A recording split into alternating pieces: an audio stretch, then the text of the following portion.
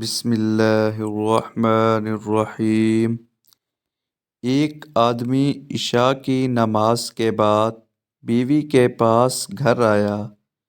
اس نے دیکھا کہ اس کے بچے سو گئے ہیں۔ اس نے بیوی سے پوچھا، کیا بچوں نے نماز پڑھی؟ تو بیوی نے کہا کہ میرے پاس کھانا نہیں تھا، میں نے ان کو تھپک تھپک کر سلا دیا، اس لیے انہوں نے نماز نہیں پڑھی۔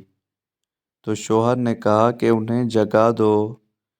بیوی نے کہا، اگر آپ ان کو جگائیں گے تو وہ بھوک سے روئیں گے، اور کھانا بھی تو نہیں ہے۔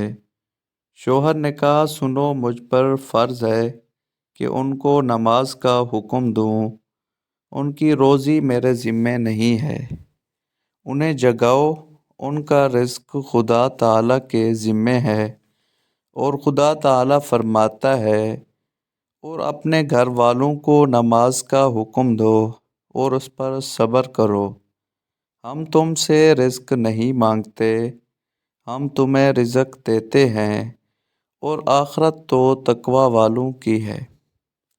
ماں نے اندر آ کر سب بچوں کو جگایا، اور جب وہ نماز سے فارغ ہی ہوئے تھے تو باہر دروازے پر دستک ہوئی۔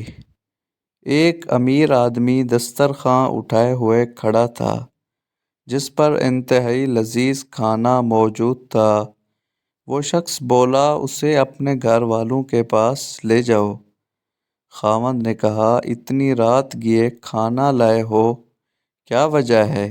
امیر آدمی نے جواباً کہا، ملک کا ایک رئیس میرے پاس آیا، میں نے اسے یہ کھانا پیش کیا تو اس سے پہلے کہ وہ کچھ کھاتا ہمارے درمیان جھگڑا ہو گیا۔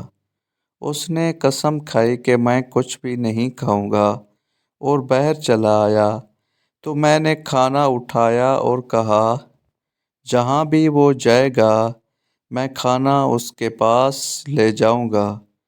خدا کی قسم، وہ آپ کے دروازے پر آ کر وہ غائب ہو گیا۔ خدا کی قسم، مجھے لگتا ہے کہ وہ مجھے آپ کے پاس لایا ہے۔ جب بندہ دل جمی اور توکل کے ساتھ رب العالمین کی عبادت کرتا ہے تو اللہ تعالیٰ ہر قسم کے رزق کے دروازے کھول دیتا ہے، پھر وہ رزق اولاد کی صورت میں ہو، یا مال کی شکل میں ہو، یا منصب و شہرت کی صورت میں ہو، یا حسن و جمال کی شکل میں ہو۔ بس اللہ پر توکل کریں اور اس کی عبادت کریں، باقی رزق کے معاملات اسی پر چھوڑ دیں۔ وَأَنَّ اللَّهَ هُوَ الْعَلِيُّ الْكَبِيرُ، اور یقیناً اللہ ہی بہت بلند اور بہت بڑا ہے۔